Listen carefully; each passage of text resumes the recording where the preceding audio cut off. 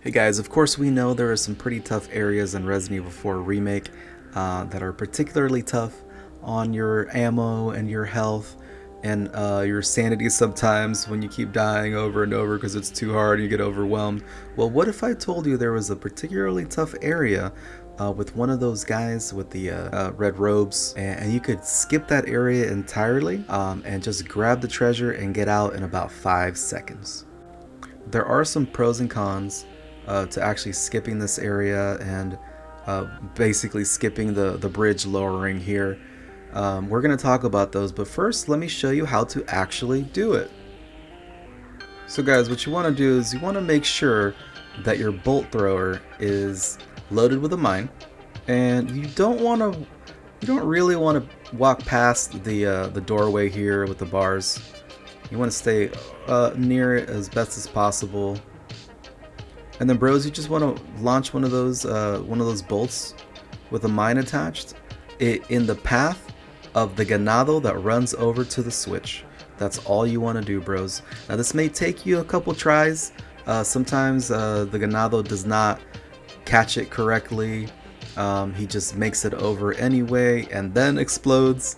So you're gonna want to make sure that you have auto saved when you've entered the gallery, or you've saved at the merchant, and then so you can try this multiple times if you want to see what it looks like. But so if you've done it correctly, you walk out to the bridge and you see the guy running and he actually triggers the mine. You see him die, and guess what? The red robed ganado as well, chilling there. We're gonna go ahead and hit them with that good gamer spirit and teabag and let them know that they failed. They're not going to be able to get us. So guys, what are the pros and what are the cons to actually skipping the sequence, skipping the bridge, getting lowered down there and fighting?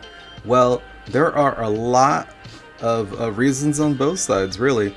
So the pros is, once you're done trolling here, once you're done trolling the red rub guy, you can just walk down there, grab the goat head, grab the few items that you can around it, and leave.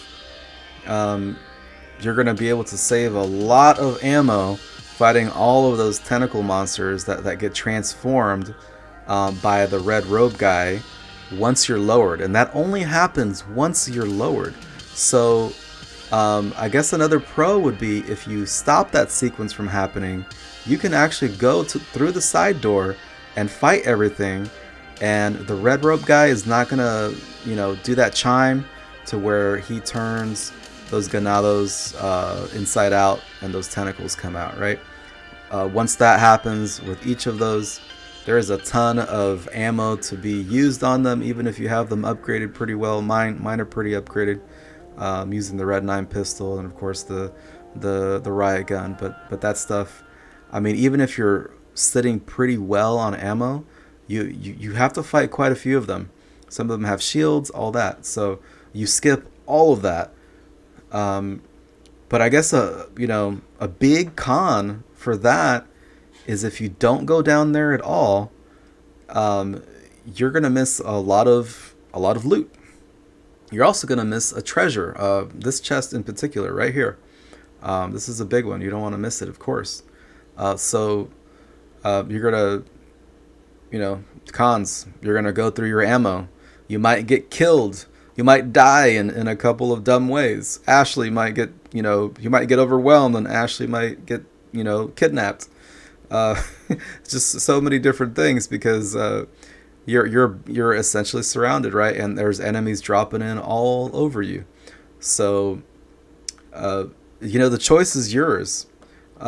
Personally, I would skip the sequence, get the items, go down the side door, down the stairs, and if you're feeling lucky, you can grab, the items, you can grab the treasure. If you don't really want to fight anything, you don't have to, but you'd have to get in and out of there pretty quick.